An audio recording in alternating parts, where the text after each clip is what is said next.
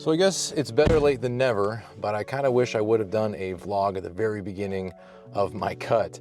So I've now been in my cut since probably, I think it was like late or mid-March. When I first got started on my cut, I wasn't actually trying to cut. I was just trying to get into a better habit of lifting weights and eating better. I wasn't even tracking calories back then. All I was doing was just trying to be more mindful of what I ate, eat more vegetables, prioritize protein, and I was trying to get more steps, and I was trying to lift weights more consistently. Those were the only habits that I was trying to build. And I didn't really have success in the beginning. It was kind of one of those things where I had to prioritize protein first, and then I was prioritizing my lifts, and then I started doing more meal prepping, and then I got really down into it. I was like, you know what, I gotta take this seriously, because I got until summer, and then go into a maintenance phase for about the same amount of period of time, which I didn't really know at first. That's something else that I've learned. I've been learning a lot from Dr. Mike Israetel.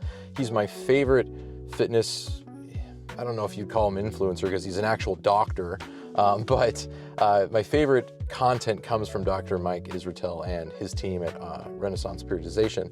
I also like some other people out there, don't get me wrong, but like if I have to watch any videos on him talking about stuff that's important for what I need to know about losing fat and building muscle, I go to him first because he's entertaining and he has just awesome information. So anyway, I've been learning that. So my cut has been relatively interesting for the most part. So I started off with a very aggressive cut. I didn't really even know it was that aggressive. I just went back to my old calorie deficit numbers from like 6-7 years ago, which was 2,200 calories. The app that I was using at the time, called Chronometer, recommended that I do 2,400 calories. I should have listened, but I didn't, and I went to 2,200 calories, which ended up being anywhere between 600 to 800 calories worth of a deficit. It worked for about 2 weeks. It was definitely on the more aggressive, like far more aggressive end, and that was totally fine for a while, but until it wasn't. And then I had to, I was watching some more content about sleep deprivation and sleep issues and training issues, and I was like, yep, I have that problem, I have that problem, I have that problem, and basically figured out my calorie deficit was too aggressive. And then I was like, okay, well, I need to dial it back a little bit. So all that information has been really interesting to learn.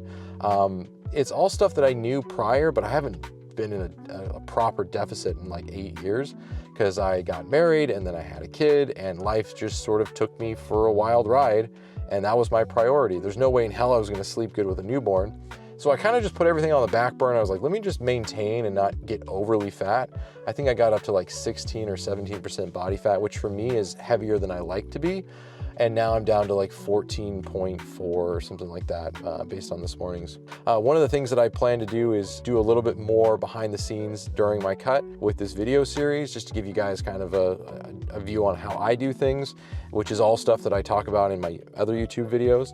But kind of a behind the scenes can be fun sometimes, and it's a different look and different perspective. So I'm going to be doing things like showing you my lunches, giving you ideas for meals, things like that, and hopefully bring you along the end of this cut. And then I'm going to transition into a more consistent vlog with the maintenance phase. And then after the maintenance phase is over, it's going to be a very long bulk. I'm talking like probably 16 to 22 weeks.